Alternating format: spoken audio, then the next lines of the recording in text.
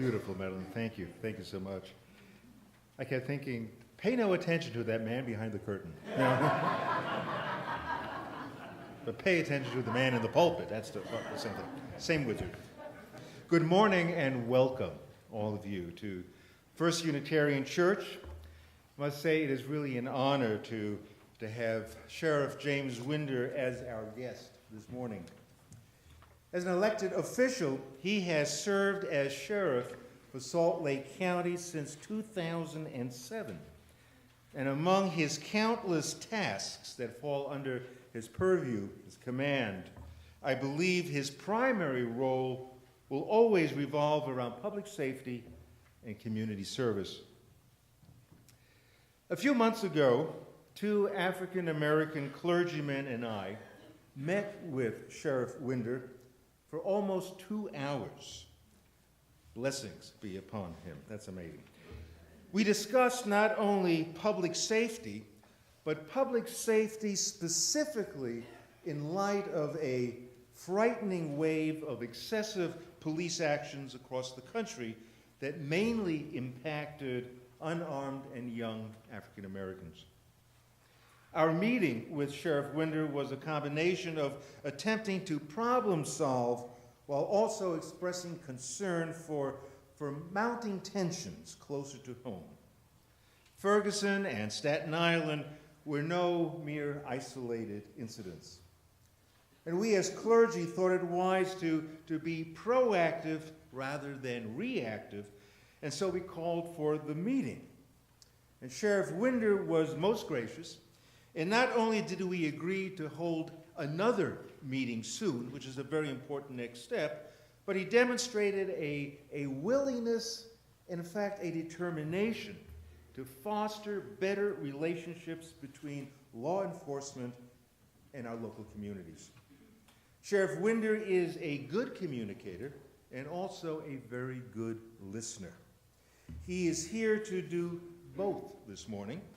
And this is a rare opportunity for us, and we are so grateful to have Sheriff Winder with us as our guest.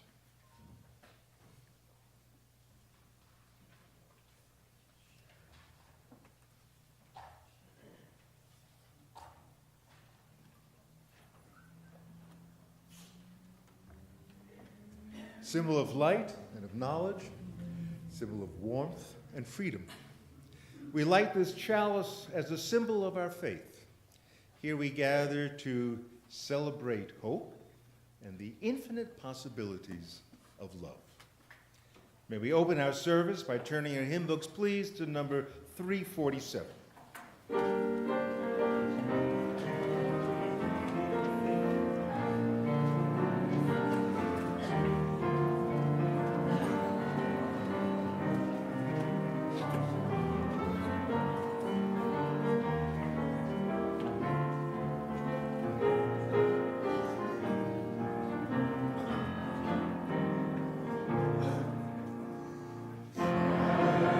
Spirit, harvest of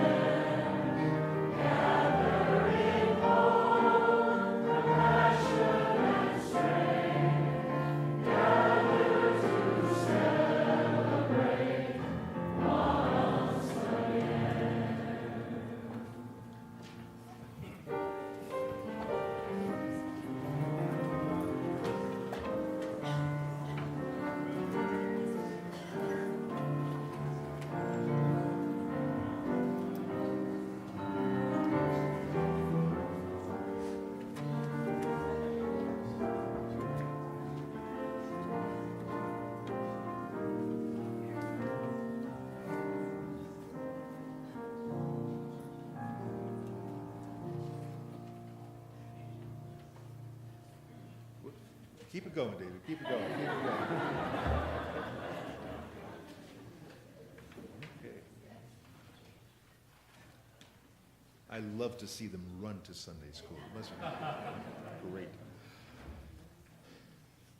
What a blessing to come together on a beautiful Sunday morning. Busy week behind us, looking forward to another all too busy week, I'm sure. So let us take a moment to kind of gather the spirit, a chance to reflect, center ourselves, and unite our minds and our hearts in the spirit of prayer and meditation. O Spirit of life and of love, we know that the world aches for better days. We know that we fall short of all that we might do. May we be more fully aware of injustice everywhere, and carry in our hearts those whose troubles are great, the poor, the hungry, the homeless, the unemployed, the lonely, all who are burdened. We long for healing, for renewed hope, for strength among all who are denied the blessings of justice. And we whose lives experience privilege and unending opportunities, may we hear and actually feel the pain expressed in Langston Hughes' poem called Freedom. It feels as though it's almost a precursor to what our nation is focused on today, namely Black Lives Matter. So Langston Hughes wrote, "Freedom will not come today, this year, nor ever through compromise and fear. Freedom is a strong seed planted in a great need.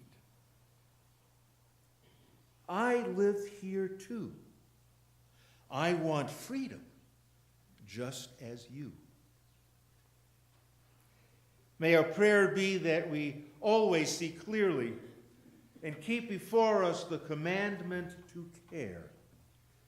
May we always be inclusive and open, keeping faith with all humanity, with one another, and with the source of life. Amen.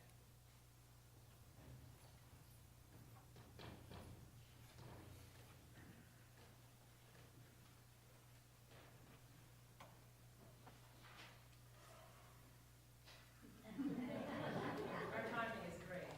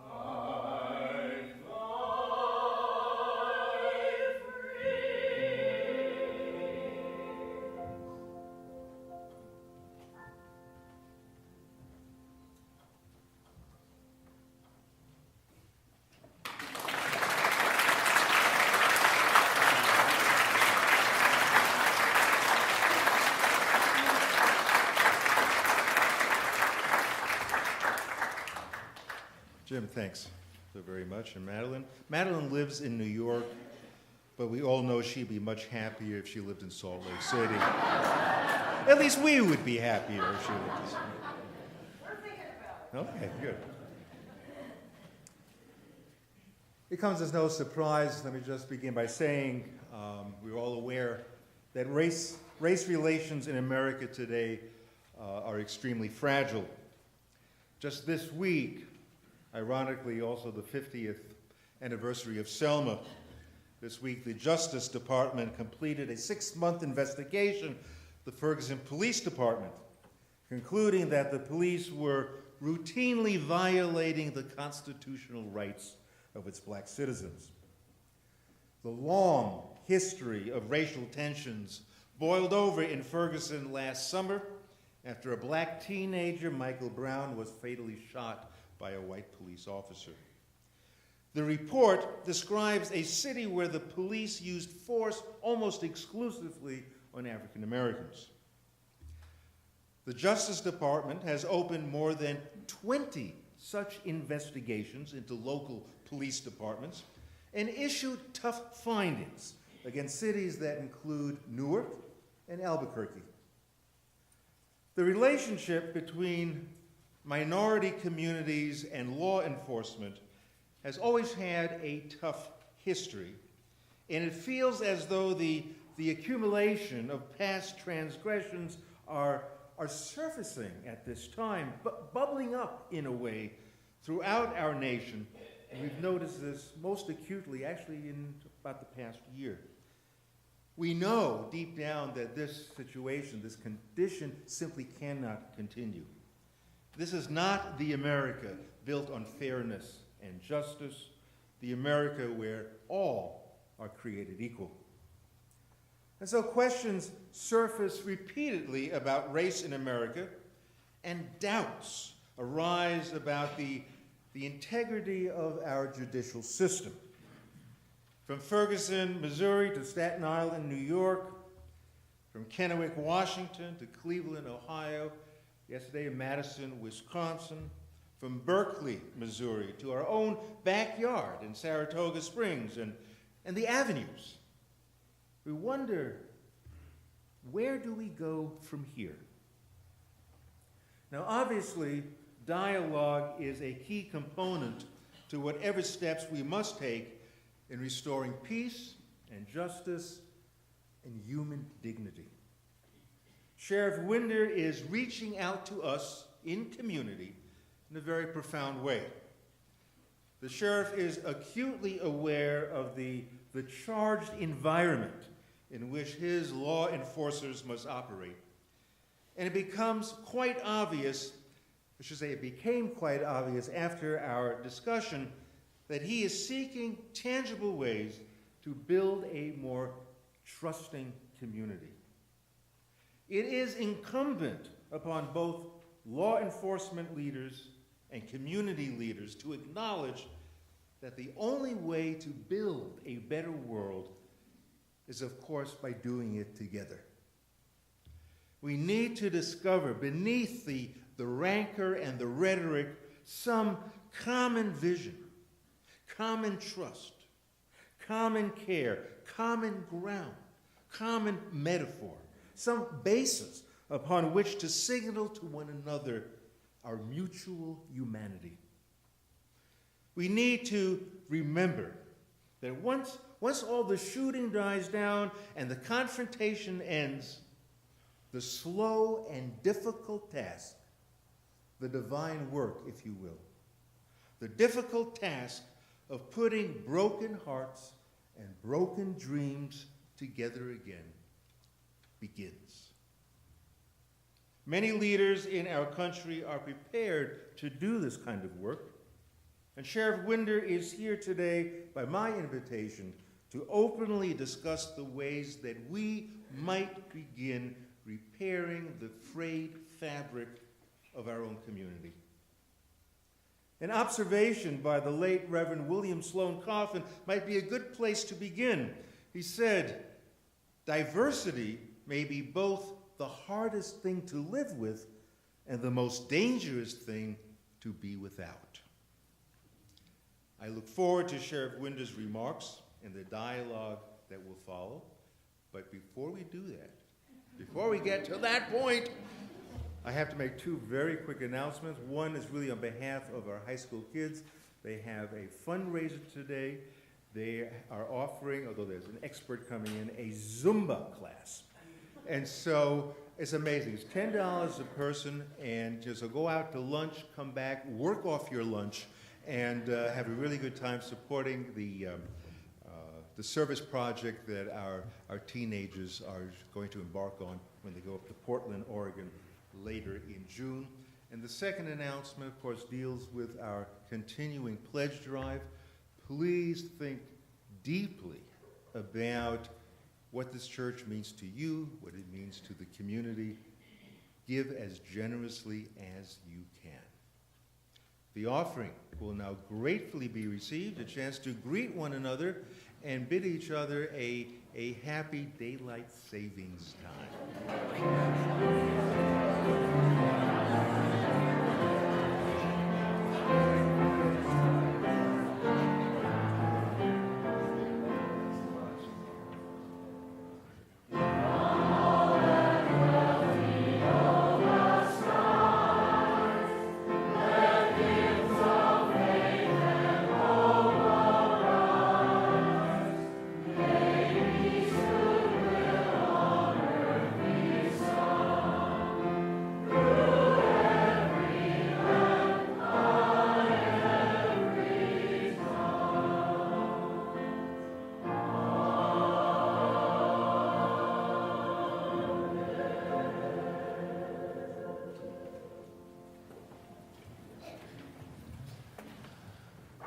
Well, thank you very much. I got to tell you, this is my second opportunity to see that. That just never gets old.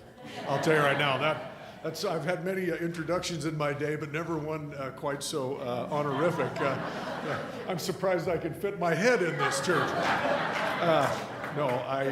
In all seriousness, it is my great honor and privilege to be here today, and I mean that sincerely. My encounter with this church has been wonderful. It is not my first encounter. I was telling the good Reverend that my mother, some of you may know, Pam Winder, attended here some years back. She has since passed, but she came here for her spiritual enthusiasm, and she enjoyed it greatly. So we're not a stranger to this congregation. As I said, it is my great honor and privilege to be here, and as the Reverend indicated, it is my goal to discuss some issues that are both contentious, but I hope enlightening at the same time. And after I conclude my remarks, I hope to offer sufficient time to receive your questions where we can get into those issues that I maybe don't have time to address. The issue at hand today is, as the Reverend indicated, one of bias. In our country, we are polarized. We have become a culture to some extent, or are increasingly a culture, in which we perceive things in very limited ways. We judge. We judge people by many factors. We judge people by the car that they drive, or the school that they attend, or the neighborhood in which they live, or the color of their skin.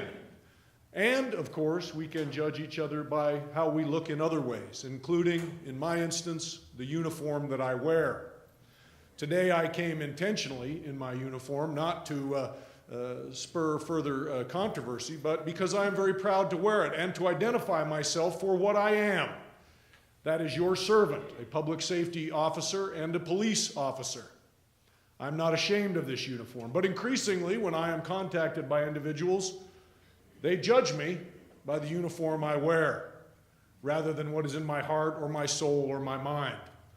That is bias, a bias that should not be tolerated, just as the bias of an officer treating someone based on the color of their skin should not be biased.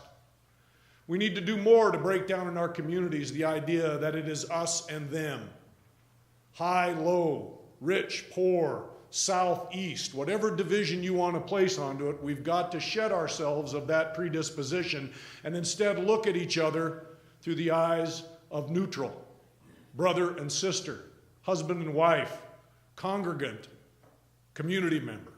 These are the labels that we should attach to each other, but unfortunately today we do not. I will also comment on one thing that the Reverend said. He talked about in this country there has been demonstrated injustice in communities across this country, specifically in Ferguson. And he enumerated several others.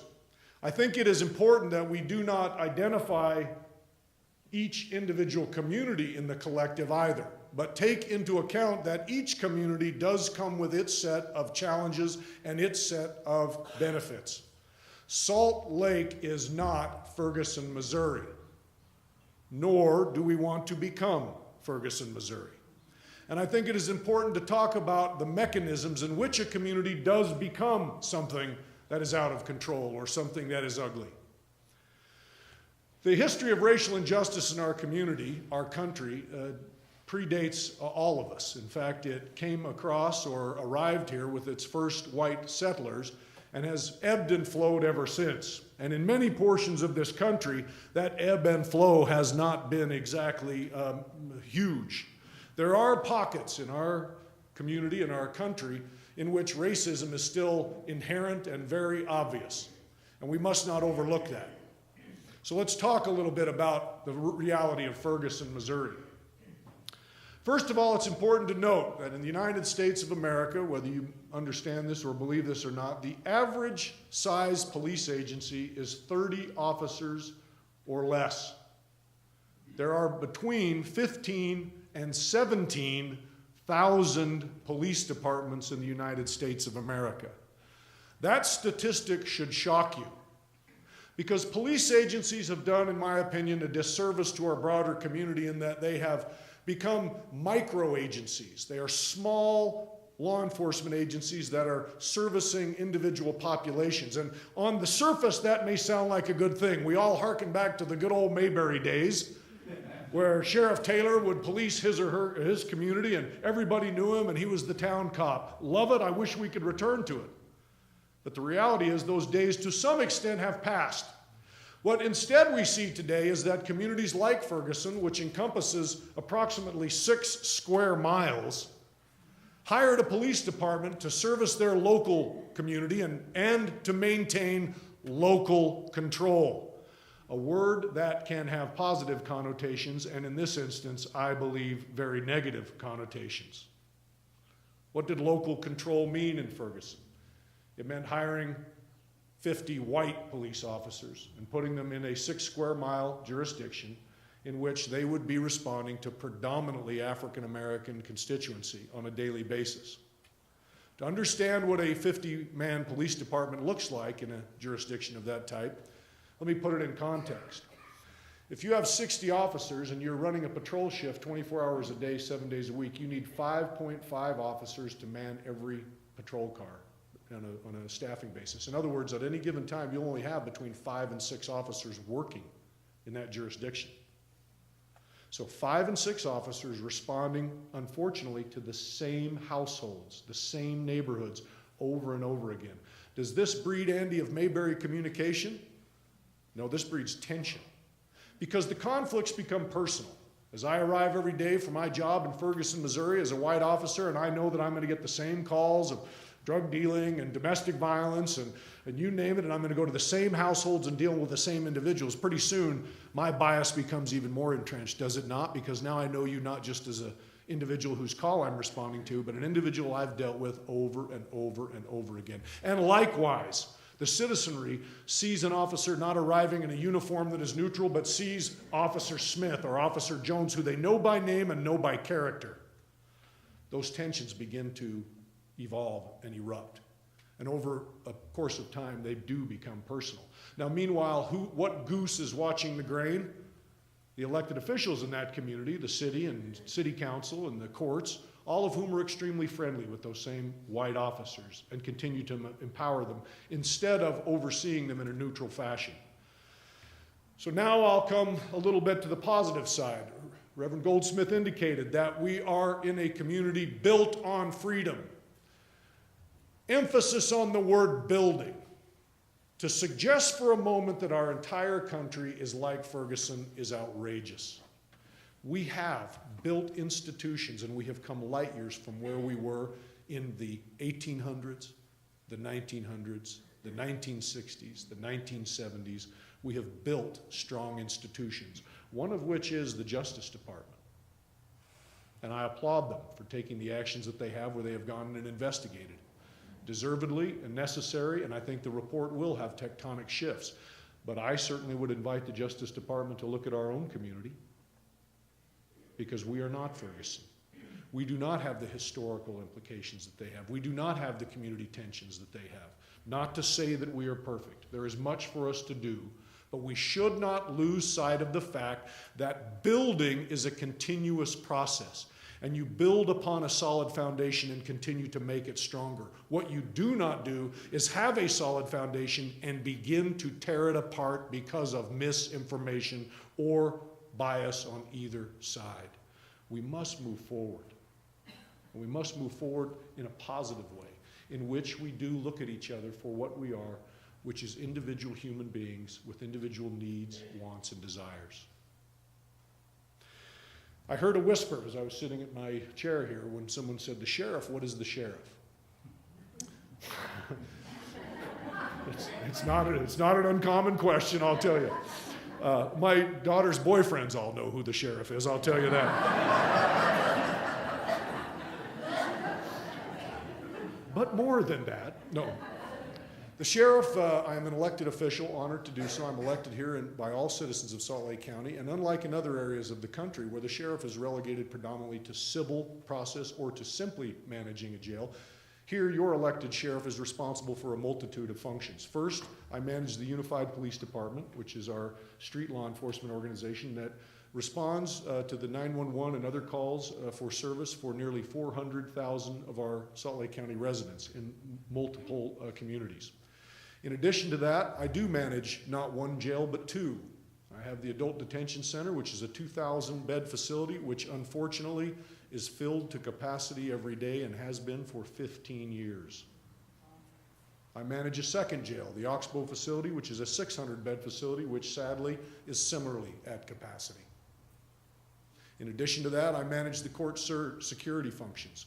Every time you enter into the 3rd District or the juvenile court house, you'll see an individual wearing a sheriff's uniform. Those individuals are there to provide security and support for individuals who have come to that institution to resolve the most important matters of their lives, both civil and criminal. Your sheriff's department here in Salt Lake County is one of the largest entities of government and has a total workforce of approximately 1,800 individuals and has a budget of nearly $200 million a year, all of which, ladies and gentlemen, is designed to do one thing. And the Reverend alluded to it. All of those resources are designed to serve and protect, and we do so in a multitude of ways. A multitude of ways that require understanding, require engagement, and require monitoring. That is my job, and I take it very seriously. And as I look at you today, I promise you that in our organization, we will simply not allow the kinds of issues that have caused Ferguson to erupt. We can never be perfect, but I'm a product of this community. I plan on living here for the rest of my life, as will my family, and therefore, we will live in a community that continues to build institutions that we can all be proud of. With that said, I'll be happy to take your questions. Thank you.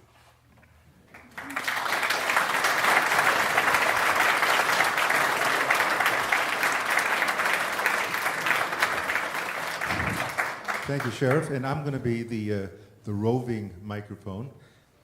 Questions? Hands up. Okay, whoa. Oh, let me start in the back and we'll work our way up. We got questions in the cheap seats, too, I'll just tell you. Sorry, sir, you got to be a paying customer to ask. No, I'm just kidding. I'd like to ask a question about de-escalation. What training has been ongoing in the recent past and in the distant past? And what would an example of a de-escalation in a confrontation, what would an example look like in the future? It's just an excellent question, sir, and I'm going to answer, I've been asked to keep my answers as brief as possible, and so I'll try and answer what is a very complex question in two ways. First of all, de-escalation, what it looks like, is the ability of an individual to identify the differences between hostile, aggressive, continuing behavior, and aggressive or frustrated behavior that has the opportunity to be resolved. I mean, if I were to provide a definitional approach to it. In terms of training, every officer, in fact, I was mentioning this in the question and answer, in the previous example, to put it in perspective, I am hiring officers today who will go to the academy, then they will come back, go through an in-service academy, then they will go into a field training officer situation. The officer that I hire today will not be working the streets of Salt Lake County until the end of January 2016. That is the length of time it takes to train an officer from start to finish. So within that training, there is a multitude of opportunities to learn the skills necessary to de-escalate. But what I will tell you on the other side is, remember that law enforcement is a reflection of our society. The men and women I hire come from your homes. And often they come with skill sets that are less than desirable. We live in a culture today of video games and isolation, in which young men and women have never had the opportunities, in some instances, to learn those very skills, sir. So when they come to our shop, we are at a bit of a disadvantage in some regards. So the other end of the spectrum is monitoring. What I believe, sir, is what teaches an individual how to appropriately de-escalate is time. Learning through successful repetition. Those that learn through unsuccessful repetition must be eliminated from service. And that is a risk, but it is a risk that we have to engage in to produce a law enforcement agency of any caliber. Does that make sense? Thank you, yes. Thank you very much. Yes, thank you for joining us, Sheriff. I'm a resident of Salt Lake County, and the thing I like best, I think can be most productive, is being proactive. I think you are, and your department is that way. But could you talk a little bit about what you do in poorer communities, the hot spots where you see the most crime taking place, to come to them like you're doing today and meet with them and ask for their suggestions on what can be done and how we can be more effective? Because if we're in communicating ahead of time with them and people are on your side, everything works better. It's rather than being reactive. Boy, isn't that the truth? And I will give you some specific examples of engagement in a variety of communities. And the Kearns community is a classic example. I think I spoke to a young lady just previously coming in who worked in the Kearns community. In the Kearns community, it has unique socioeconomic pressures. And so how we have engaged there is we have increased the number of school resource officers. Now that may sound like total placation. These are officers that work in and around the schools. But the role modeling provided by that officer in that school, the relationship is huge. I cannot tell you the number of kids. In fact, many of you, if you go and ask them, who's the policeman in your school, they'll tell you by name. And that impression is very important. Also the ability for individuals to communicate their individual problems to that officer, because oftentimes that's a great channel that we receive information of evolving situations. Abuse, neglect, drugs, you name it, comes through our school resource officers. In addition to that, we're engaging in a gang reduction initiative that is extremely exciting. And I won't bore you with the specific details, but suffice it to say, this is an outgrowth of a program from the University of Utah in which we know that suppression alone does not resolve gang problems. Suppression is driving around in cars arresting people. What we know is prevention. Prevention is the key to success. Even long-term investigations does resolve it. So what we are doing is Gangs 101 courses. What do we do there? We go to individuals at meetings just like this and at schools by parents who do not believe their kids are in gangs. And we talk to them about some of the signs, symptoms, and behaviors. And you'd be amazed how many people will come and say, well, I thought little Johnny was just driving or writing 13 on his notebook because he liked the number. 13 is a gang symbol for one of the very prominent 13th Street gangs, or wearing particular colors, or you name it. And it starts a dialogue before the problem has happened, sir. So in each of our communities, we are trying to identify the specific needs and identify specific programs that address those needs, rather than taking the one-size-fits-all. So I hope that... Do you meet with the community, though, to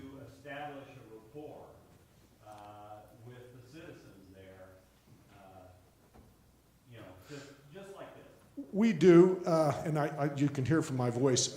Look, I individually, I was telling the congregation in the previous meeting, not just since the Ferguson, but certainly it's been heightened. But I myself, I go out, I probably do, I can't tell you the number per week, between probably 4 and 5 community events that I do a week. But what we've recognized is that's not enough. So we're getting our individual officers to start taking on those responsibilities. We do it through community-oriented policing, but even that still is not enough.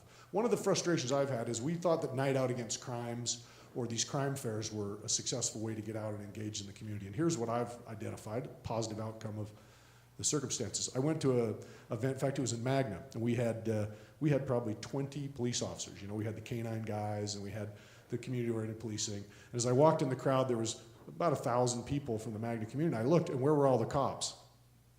They were all huddled up together talking to each other. So what I had was the crowd walking back and forth by 20 cops who weren't engaging. And it totally hit me that, you see what I mean? If you tell a guy, go to a community fair, what does he hear? Go stand at a community fair. They're waiting for the public to break the ice when really it should be us that go in and wade in and do that. That is a paradigm shift that we're moving towards. And there's some other initiatives that I'd love to talk to you about that are on the horizon that are even broader than that. But does that answer your question? Yeah. Thank you. Okay, thanks. Tom. Jim, I feel like your department is really well run, but occasionally you have problems where, say, young teenagers end up dead for one reason or another, and then it goes to probably a grand jury investigation. And if you look at the statistics around the United States, once something like that goes to a grand jury, the probability that they will find no fault with the police is almost 99.99%. In other words, it looks like it's not quite fair. I'm wondering, is there anything being done to address what seems like the grand jury system being a free pass for the police to just get out of? It's a good excuse for the prosecutor to say, no problem, go about your job. Are they looking at making that more fair, more unbiased in our area?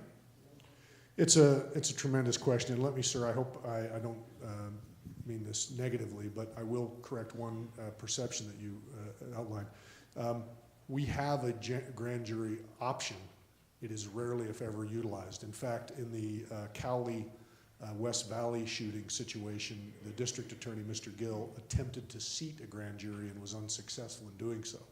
So in our community, the way it works is if we have an officer that is involved in a shooting, we have quite a robust protocol that outlines who will do the investigation.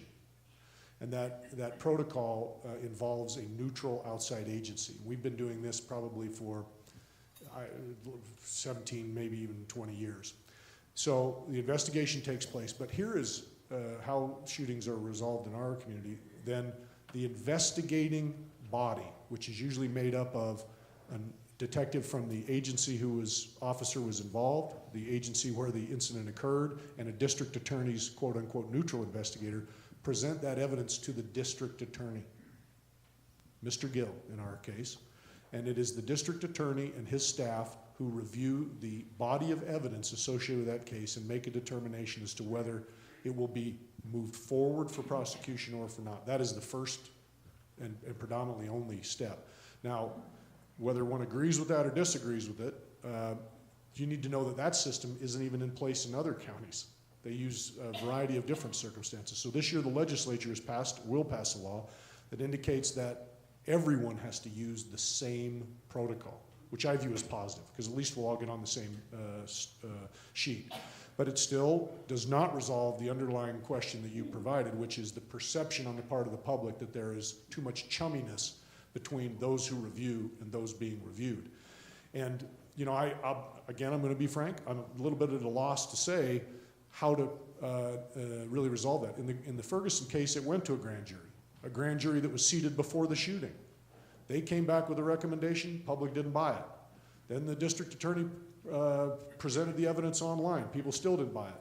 Now it's gone to the Justice Department for their clearance of the officer, and they have cleared him from criminal prosecution, and I guarantee you 75–80% of people still don't believe it was fair.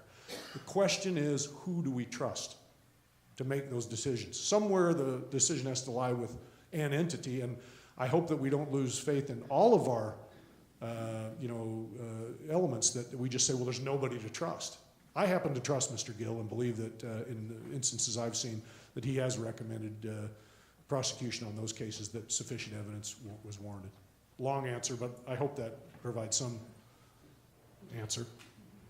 You stated that the jails that you manage, they're filled to capacity. What steps do you as a police department take to lower the occupancy rates of these jails? Sir, and the giggle is, trust me, I cry giggling every day.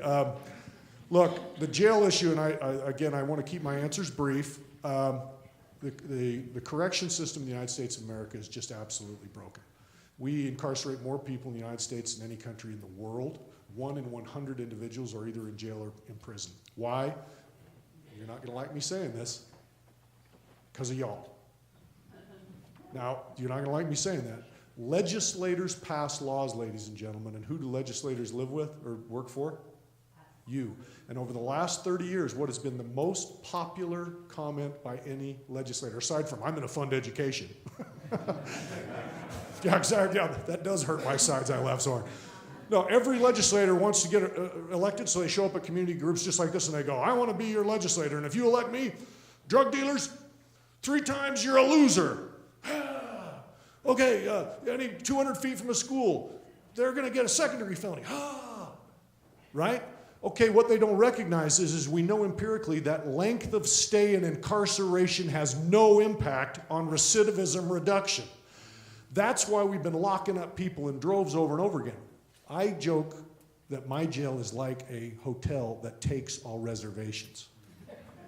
They show up, I process them, period, end of story, and I'm in a triage for that. If we have time, I would love to talk to you about an initiative that's going on right now at the legislature and within our own organization that I hope will begin to change that. But the fact is, until we get a collective understanding that you can't beat a dog to make him work for you, we're going to keep locking him up, sir. And that's a cultural shift. As I told you earlier, James Barker was someone very dear to me. And I have a little bit of issue with something you said earlier, that it's basically on-the-job training for an officer to learn how to de-escalate. And I spoke with an officer who told me they get about 12 hours of training in that whole time that you mentioned from, say, now until January. 12 hours on de-escalation. And there doesn't seem to be any training on how not to escalate, not even to de-escalate, but if you see that video of James Barker, that police officer clearly escalated that situation. And why are they not taught more on how to not let a situation get escalated in the first place so you don't have to de-escalate? And another part of that, these investigations into these officers, the officer who killed him was considered justified in shooting him. If he had never got to that point, it would have never been a shooting to begin with. Why was the officer, maybe say at the end point, they say he was justified in murdering my friend. But what about investigating him for the fact that he clearly made that situation happen? And why is there no more training for these officers than that? Yeah, I want to be very clear, and again, you may or may not like the answer that I'm going to provide to you, but if an officer that you've spoken to said that he had 12 hours of specific de-escalation training, that in and of itself does not necessarily shock me. In any given year, our officers are required by law, and institutionally, we do 40 hours of refresher training. It doesn't seem like a lot, it isn't a lot, but it's what we are required to do, and within that, we provide a variety of components. But let me just talk about the on-the-job training, ma'am. And again, I want to answer you realistically. I don't care what job it is. You get a doctor that's never performed surgery, you got a higher risk of the surgery going bad than a doctor that has performed a dozen of them. Human nature is we do what we see as successful and continue it, and we improve on it, and we quit doing things that are unsuccessful and we don't improve on it. And I wish that I could say to you it's other than that. But the reality is, look, you get a young officer fresh out of school who is, he's got his costume on and he's ready to go, and it's the way it is. They're pretty full of themselves and have a particular impression. It does take a while for them to understand what the realities of their roles and responsibilities are, and we're mentoring them on a constant basis. What we hope to is plug them into an institution in which the collective perception and the collective belief is we won't tolerate excessive force. You plug them into an agency that does tolerate it, and you'll make them worse. So how we get them, and then we train them over a period of time and hope that it suppresses if they do have those tendencies. But ma'am, to say to you that we have devised a training that shows people how to resolve instances in every circumstance, I would be lying to you. There is no such training. Life is what prepares people to do that. And as far as the determination of the why didn't he de-escalate or walk away from it, another reality, ladies and gentlemen, is this. People call us to resolve their problems. It is a it's a non-starter for an officer to arrive on a call from a person who's calling inside their home and says, there's a suspicious person standing in my street or yard, and us to pull up, see the individual as hostile, get in our car and drive away. Ma'am, it cannot. The individual making that call expects the officer to communicate with that individual and attempt to resolve it. We can talk all day long about how it was resolved, but leaving was simply not an option. We have a responsibility both to the homeowner, to the caller, as well as the community to ensure that we try and resolve it. So I have been living in Salt Lake City for about 25 years. As a language minority, I have seen Salt Lake City changed a lot. And we have more and more language minorities, from refugees to Latinos. You mentioned Kearns, which is 33% Latino, mostly Spanish speaking. My question is, many of the countries that we come from, police are not our friends. In fact, they are the ones who persecute us, and that's why we're here. So what is the police department, the sheriff department doing to help us have a better relationship so we don't fear you and so you don't fear us also? That is an excellent question, ma'am. And let me tell you, the people may not know it, but Salt Lake County is a significant recipient of a number of people that are being sent here from the State Department who are fleeing persecution from their own countries. We are a relocation site. And that demographic is changing every day, and they're coming from communities, ma'am, not only that are have little to no justice, but from individuals who have been treated, I just can't even describe it. They are coming here fearing for their lives. And it is extremely difficult to break into those communities. The approach we have done this is with the very graciousness of John Price, and I'll just mention his name right now. He's a gentleman many of you are aware of. He's a philanthropist here. He has provided some funding to our organization in particular, in which we have an immigrant outreach program. And here's what we've done. We've identified cultural referential leaders who we meet with on a regular basis, and then they go out and communicate with individuals, and we have lunches and other events in which that cultural leader, because he or she can communicate with their respective constituency, bring them in to even get them to show up.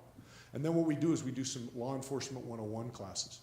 For instance, we talk to them about the expectations at a traffic stop, because they're different all over the place. We talk to them about the expectations relative to domestic violence, which in some cultures, you know what I mean, the roles of males and females are significantly different. We talk to them about the roles of managing children. In some of the immigrant communities, I'll just tell you this, we had a gentleman who called us, indicated his son had been, was a runaway or possibly abducted, and we rolled out what's called a CART response, a child abduction response team, huge response. Well, in their culture, it is not uncommon for a youth to go to another family and stay with them for a period of time. That's exactly what had occurred.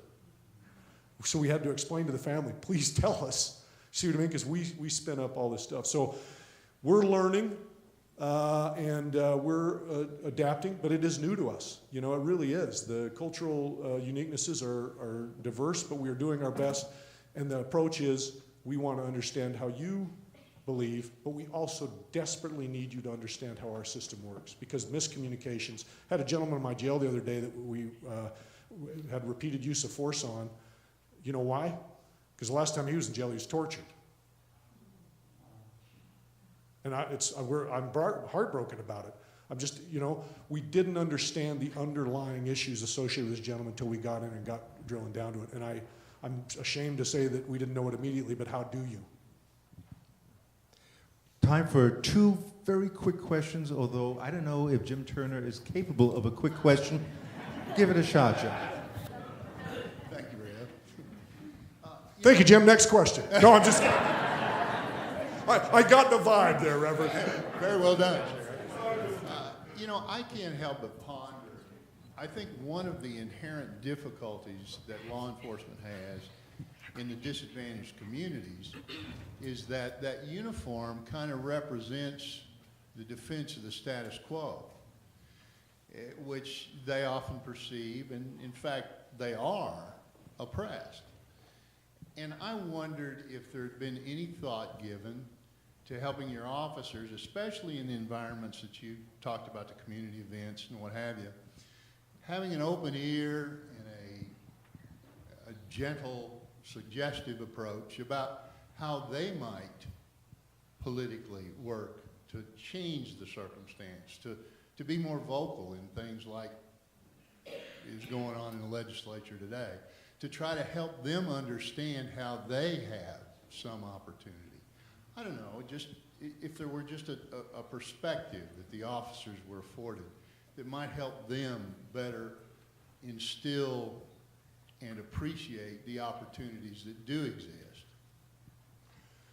So if I heard the question, let me try and assimilate it. The first issue is relative to the uniform, and you're exactly right. I mean, we do wear what is called a Class C uniform when we go out to many community events. And what a Class C is, it's a kind of a BDU pant with a kind of a golf shirt. And we do that intentionally to kind of signal that it's, you know, a little less intense. But I will tell you that it's important to me, and it should be important to you, to recognize that the appearance of the uniform and how that individual in the uniform is reacting does change hearts and minds, because they are making a direct impression.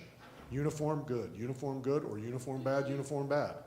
We're trying to do it the other side of the coin. So we do work on that. The second issue, and again, I know you probably feel like I'm pointing the finger back at you, but I think I'm really pointing the finger back at all of us relative to society. And here is the interesting thing. We will talk to these immigrant groups, in fact, and we'll talk to them about the importance of becoming a citizen so they can vote and engage. And we'll hear back from them, well, you don't vote. Some of these cultures, sir, have higher voter participations than we do. You think I'm kidding you? And so, the point is it's kind of a hard message to get across to people to be civically engaged and get involved in your community when they're looking around at everybody else. And the people who they view as mainstream are not necessarily engaged themselves. Does that make sense?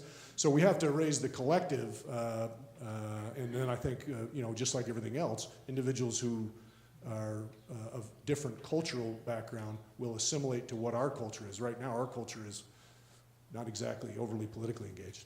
In fact, tend to believe that our political institutions are broken and corrupt. Sheriff, our last question. Hi, my name is Heidi. I am the widow of James D. Barker. And thank you for coming here today. I've never been in this church. I'm actually Quaker, but I'm so glad that you're before a congregation. I have a couple questions. Officer Matthew Taylor, from what I can see, and knowing James so closely, he was a very peaceful, loving man. He was a musician. He didn't even like to raise his voice. And to see him so startled and the fear in his eyes is something that I recognize as the fear for his life. And it wasn't just from Officer Matthew Taylor's words. I believe Officer Matthew, pulled that gun before his shovel was even lifted. And that kind of aggression is a mental illness in the department. Now, I've read over CIT manuals of crisis intervention training that you guys take. And I understand that officers come into situations with different tools. But in training, where is the compassion and dialogue? Where's the practice? And who do they practice with?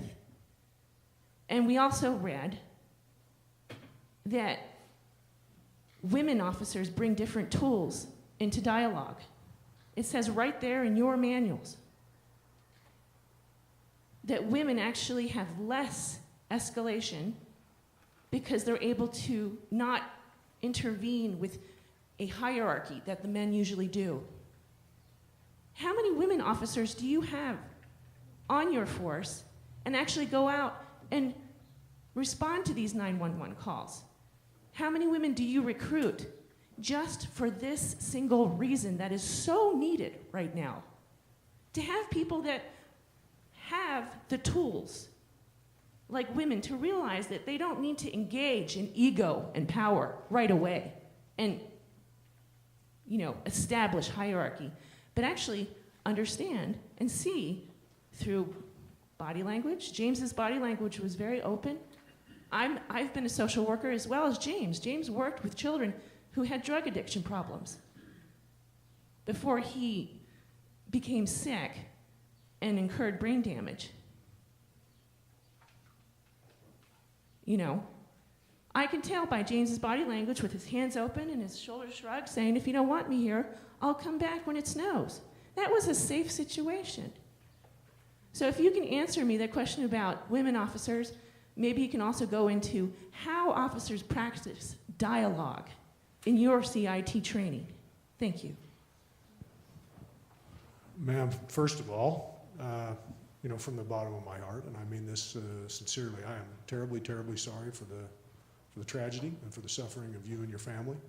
And I would just say that there's probably nothing in the world that I could say to truly alleviate that. The death of a loved one, there's no answers, ma'am, that I could provide to take that away. Just know that I'm very sorry. As it relates to the individual questions that you mentioned, it is not just in CIT, but in CIT training, which is a 40-hour curriculum, and it isn't much. The realities of our, I'm not trying to make excuses, but the realities of our budgeting process are to take an officer out of service for 40 hours for a particular curriculum is a rather significant impact. We are doing that. As we do that, that individual is engaging with individuals with specific mental illness under the direction of clinical professionals. They learn not only about the signs and symptoms of onset of mental illness, they talk about pharmacology, and that may sound silly. It helps them identify if an individual, if they respond to a house and someone says they are on a particular medication, what the impacts of that might be or what the underlying causative effect or their symptoms might be. In addition to that, they do engage with individuals that have diagnosed mental illness, and that is triaged or evaluated by a trainer. But again, ma'am, what I will say to you is that it all begins with the individual. I would love to tell you, and I'm not commenting on the reaction of this particular officer, ma'am. In all instances, in my opinion, it is predicated on the officer's inherent abilities and the skill sets that they both come with and evolve over time in law enforcement. As to females, you are correct that from a use of force perspective, it is accurate to say females are inherently involved in lesser use of force circumstances than the average male, for the reasons probably you've identified. But the idea that we would hire only or try and maximize female participation to resolve that, to me, it kind of belies what the real problem is, and that is we shouldn't try and get more females because they're different people. We should try and make males into little different people. So look, here, let me try and explain that. For a long time when it came to sexual violence, and we still do this today, what we say is we're going to go out and we're going to hold Lady Beware classes where we're going to tell females how not to be a victim. Well, wait a minute. Why don't we tell males not to victimize? And ma'am, I'm just going to tell you the same thing. The cultural, chemical, other factors that are associated with males before they're ever policemen or when they're policemen or after they're policemen, it is a situation, ma'am, those of us that have sons and daughters, we know. It doesn't make them inherently bad. What we try and do is balance those two skill sets. So maybe that's not exactly the best answer. I believe we are well represented. I'd like more female officers, but I think we're well represented with them. What's that? How many? Well, ma'am, I have 500 sworn officers in the UPD, probably have 100 100 or so females. On the jail side, frankly, I think our female participation in our correctional staff is probably at a higher ratio. I can't give you the specific numbers, but you know, they're not 50-50, I'll tell you that. So to say it's demographically representative, it's not. The other thing is we hire who comes. And again, ma'am, I'm happy to stay as well after, and last word I'll say on it is I'm terribly, terribly sorry for you and the community and everybody relative to that. What is really a tragedy for everybody, ma'am. Sheriff Winder, thank you very, very much for coming here. It's great.